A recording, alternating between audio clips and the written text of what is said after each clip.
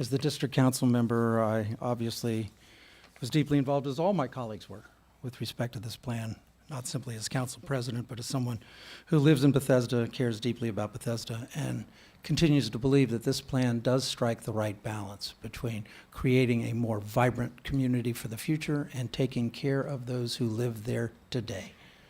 That has been my mantra from day one of having a social compact, that where we create the opportunities for more development, we make sure that that does not come at the expense of those who live here today. And I believe we've enhanced their quality of life in this plan. We've created a more vibrant downtown Bethesda, one that I hope will have drop-dead beautiful buildings. So I know there's pushback with respect to the design guidelines, and that conversation needs to happen, but if we can't get beautiful buildings in downtown Bethesda, I don't know where we can. And it does make such a difference to the vibrancy of an area to have beautiful buildings that are activated at the street and look gorgeous. So I really feel like in this plan, in part because of the work of our staff, work of planners, but also because of the great work of our community members who were deeply involved in this plan and played a very constructive role. No one ever gets everything they want in any plan. There are developers who are disappointed. There are community members who are disappointed. That often, in my world, means that we actually did strike the right balance, that we came up with something that actually works for everybody. Not perfectly. No plan does it perfectly. But this plan, in my judgment, comes real close to finding that sweet spot of creating a more vibrant community and taking care of those who live there today. We really did, notwithstanding the remarks of my colleague, we did take great care with respect to where buildings, big buildings can be built, because we limited the heights with respect to where these buildings can be built.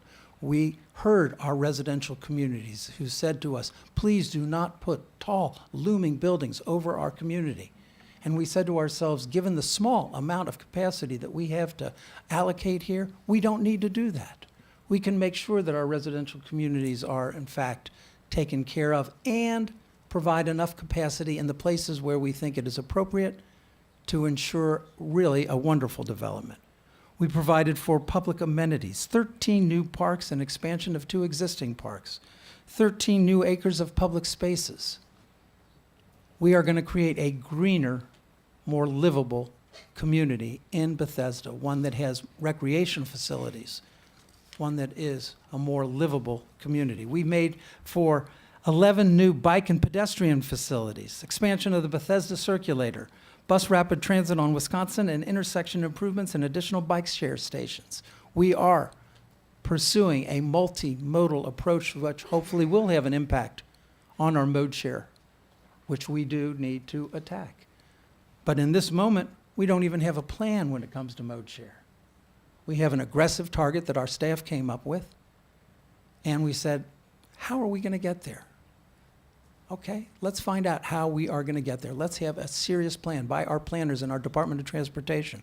And we said we need to see it, and then we need to monitor it every year to see how we're doing. And then we leave to a future council what happens when we reach the particular mode share trigger, what had been a staging trigger. We've never had a staging trigger for so little capacity that I'm aware of. But we did do everything we could to make sure that a future council has the discretion it needs to say, where are we, how are we doing, and take the action that it deems appropriate at that time. We had lots of conversations about schools.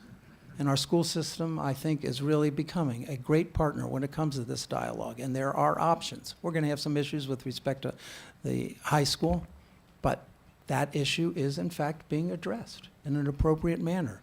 And we are confident that our school system will ensure that our kids are taken care of when the build-out of this plan takes place.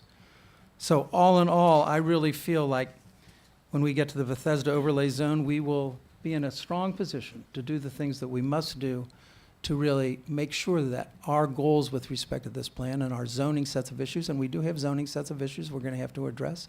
We can't address those in a master plan. We do need to address them in the overlay zone, and I'm confident that we will, and we'll continue our commitment to the people who live there today as well as to future generations who will be drawn, millennials and seniors alike, entrepreneurs and small businessmen, to a vibrant downtown Bethesda. We have a motion, we have a second. All in favor of the Bethesda plan as presented to us, please raise your hand. That is Mr. Hucker, Mr. Rice, Ms. Florine, Mr. Leventhal, Ms. Navarro. What's your name? Mr. Katz. Mr. Reamer, and myself, Roger Berliner. Opposed? Mr. Elrich. Measure passes 8-1.